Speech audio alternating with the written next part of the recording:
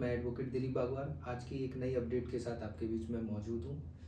आज की जो अपडेट है वो आरबीआई की तरफ से जो बैंक्स और एनबीएफसीज होती हैं उनको क्या इंटरेस्ट चार्ज करना चाहिए और क्या उनकी अनफेयर प्रैक्टिसेस हैं इंटरेस्ट चार्ज करते हुए, उसके रिगार्डिंग है।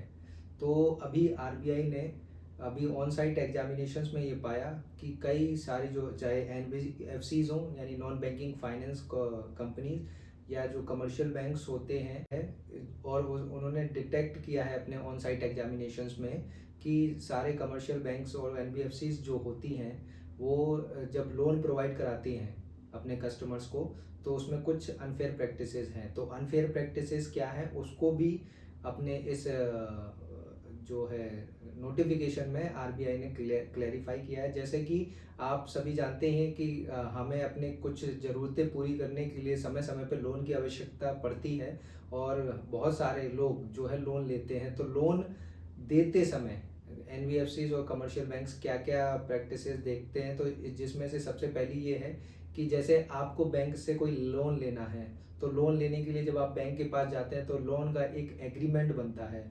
तो अभी तक होता क्या आया है कि जिस दिन लोन का एग्रीमेंट बनता है रेट ऑफ इंटरेस्ट जो चार्ज की जाती है वो उसी दिन से चार्ज की जाती है।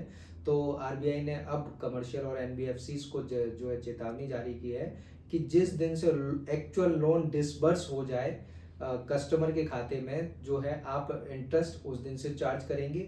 इसके अलावा दूसरी बात यह है इसमें इम्पोर्टेंट बात कि जैसे बैंक से लोन लेते समय बैंक जो है लोन लेने वाले को जो चेक के थ्रू लोन देता है। तो होता क्या है कि जिस दिन चेक जारी हुआ उस दिन की डेट से इंटरेस्ट चार्ज होने लगता है।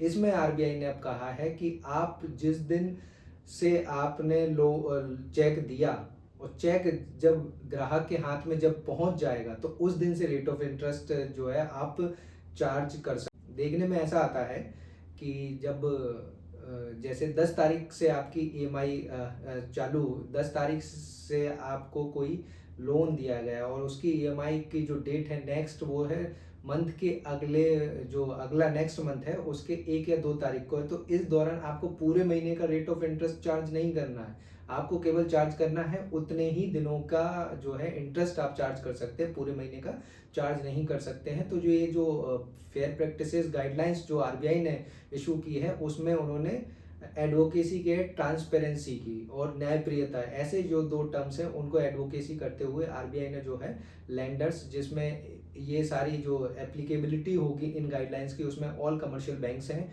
जिसमें आपके रीजनल रूरल बैंक्स और जो लघु वित्त जो कॉरपोरेशंस होते हैं वो भी हैं। इसके अलावा आपके अर्बन जो कोऑपरेटिव बैंक्स हैं स्टेट कोऑपरेटिव बैंक्स हैं वो भी एप्लीकेबल होगा। हाँ, इसमें स्पेसिफिकली उन्होंने अपने नोटिफिकेशन में कह गया कि जो पेमेंट्स बैंक होते हैं उनको इससे एक्सक्लूड किया गया है और क्योंकि वो एक सेपरेट एंटिटी होते हैं। तो इस तरीके से जो लोन के कस्टमर हैं उनके लिए आरबीआई की तरफ से एक अच्छी ही पहल हुई है। और जैसा कि आप सभी को पता ही है कि आरबीआई कुछ समय से अपने रेगुलेटेड एंटिटीज़ के लिए जो है लगातार जो है नॉर्म्स और उनकी जो है एग्जामिनेशन करता है, चाहे वो पेटीएम पेमेंट्स बैंक का मसला हो और कुछ समय पहले कोटक महिंद्रा बैंक में जो गड़बड़ियां पाई गई क्रेडिट कार्ड की रिलेटेड वगैरह और डिजिटल उनका जो मैनेजमेंट था वो काफ़ी उसमें गड़बड़ियां पाई गई। तो इसको लेके भी जो है आरबीआई समय समय पर अपने सख्त कदम उठा रहा है।